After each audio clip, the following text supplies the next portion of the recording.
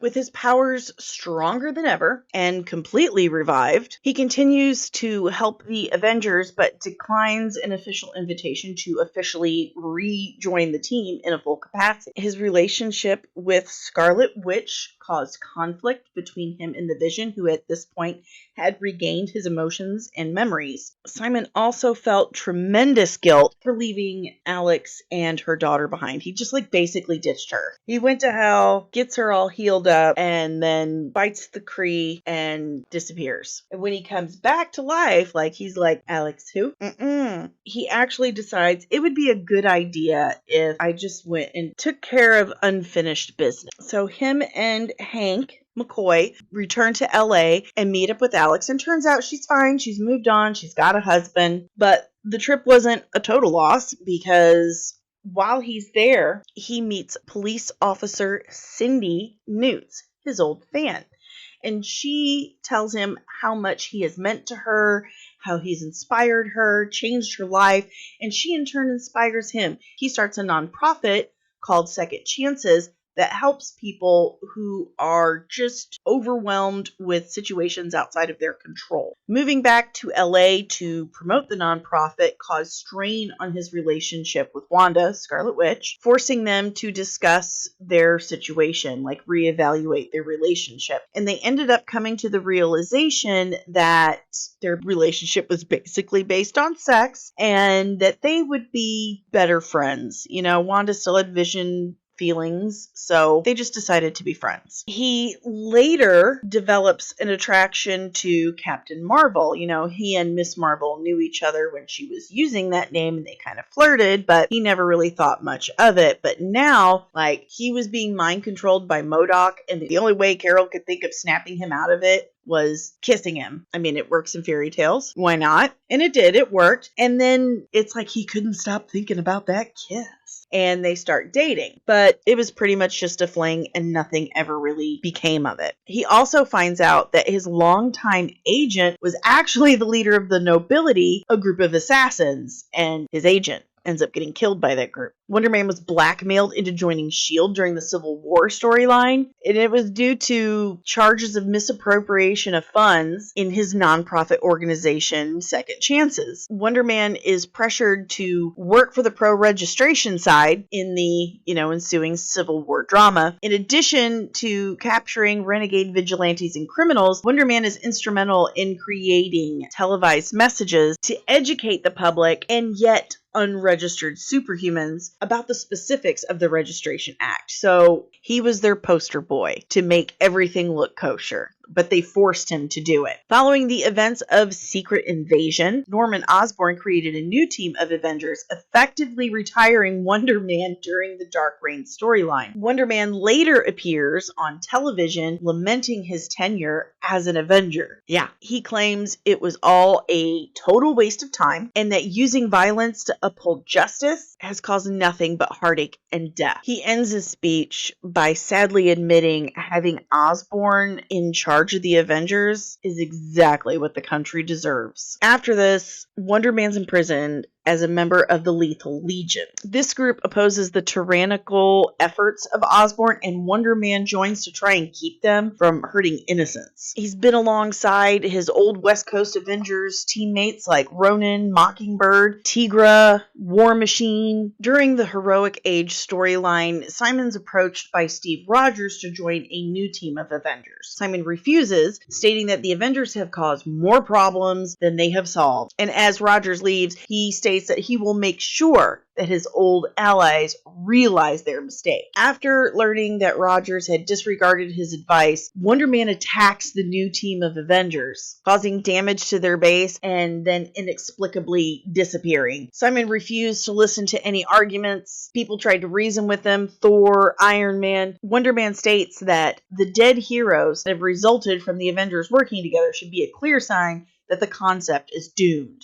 Thor and Iron Man try to tell him, these people knew what they were signing up for, and Wonder Man's like, no, I've lost too much. Too many people have died. Wonder Man then puts together the Revengers, a team of superpowered people to stop the Avengers because he believes they're doing more harm than good. He blamed the Avengers for Ultron's existence, the damage caused by Scarlet Witch and the Hulk, the Civil War, the Osborn's Dark Avengers. His team subsequently defeats the New Avengers in a quick attack on the mansion before he moves on to Avengers Tower. He says that he's going to destroy the tower unless the Avengers immediately disband. Although Iron Man manages to trap him in a prison specifically designed to contain his ionic energy, with the Revengers being quickly defeated by the combined Avengers team. But Wonder Man had still succeeded in spreading doubt among the population about how good the Avengers really are for society, particularly since Captain Rogers has yet to officially come forward and counter any of these arguments. Wonder Man later appears to Captain America, Steve Rogers, telling him that he actually feels really bad for the things that happened in the past, that he's trying to redeem himself. And before he can accept help from the Avengers, he's attacked by Red Hulk.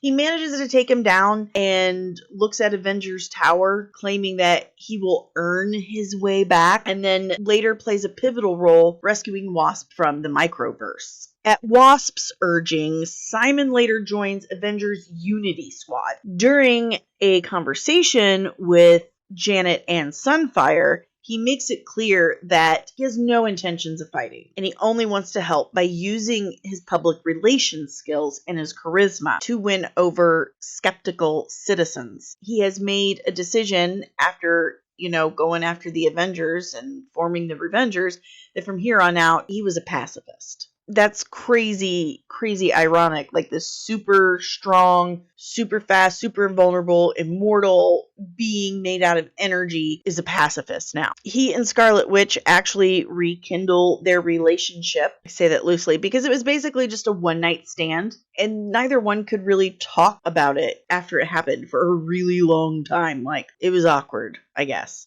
During the final confrontation with the Celestial, the Executioner, he allows Rogue to absorb him to give her the power to oppose the Celestial. But, kind of like when she absorbed too much of Miss Marvel, she absorbed too much of Wonder Man. Because he's nothing but energy, he absorbs into her. It leaves Rogue with his powers permanently and him locked inside her, unable to touch or talk to others. Wonder Man's conscience was still in Rogue at the time when the X-Men and the Avengers were inverted by an inversion spell, and Rogue actually used Wonder Man's powers during this battle. So they go to Counter-Earth, and she's captured by the High Evolutionary's right-hand man, the Master Scientist, tries to remove Wonder Man from her mind, but he's still trapped in there. And after she was unable to see or hear Wonder Man, and him still being in there, she ends up kissing Deadpool, absorbing his substantial regeneration ability, and it acted like a circuit breaker that enabled Wonder Man to actually escape Rogue's body. So once again, ta-da, he was actually free to walk around and talk to Wanda. However, the night they spent together that seemed kind of like the beginning of something beautiful was actually pretty much the end of their on-again, off-again relationship. Now, he has all these amazing powers.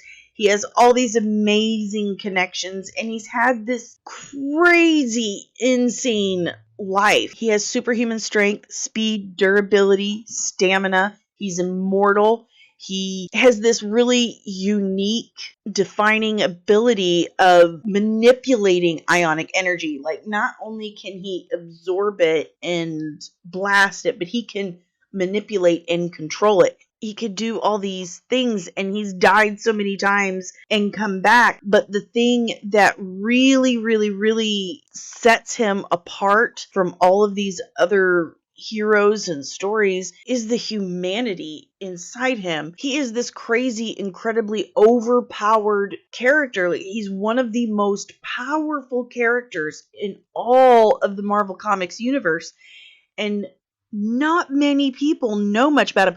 I didn't know much about him until I started doing this research, but he holds this very unique and significant place in Marvel Comics. He embodies themes of redemption, sacrifice, integrity, conviction, and heroism that really resonates with audiences. Throughout his storied history, he's undergone a remarkable evolution from some smarmy, petty, one-shot villain to an absolute integral part of the Avengers universe. Like every major story that has taken place since he came out, he's a part of. He's a testament to a person's capacity to change and grow under pressure, in spite of pressure, in spite of pain. In essence, Wonder Man's place in Marvel Comics is not just that of a superhero, but a symbol of redemption, sacrifice, integrity, conviction, and the enduring power of the human spirit. His legacy will continue to inspire and uplift readers for years to come, ensuring that his presence in the Marvel Universe remains as impactful and meaningful as ever. His relationship with his brother, his relationship with Scarlet Witch,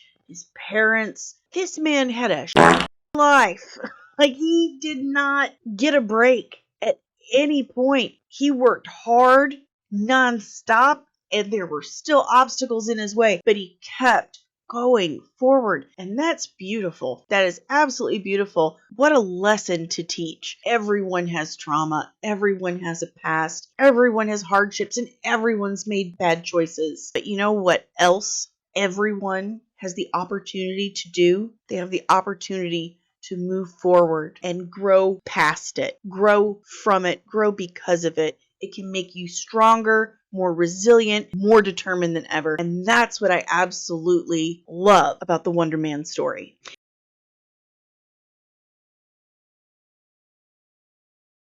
Disney and Kathleen Kennedy are gonna get you!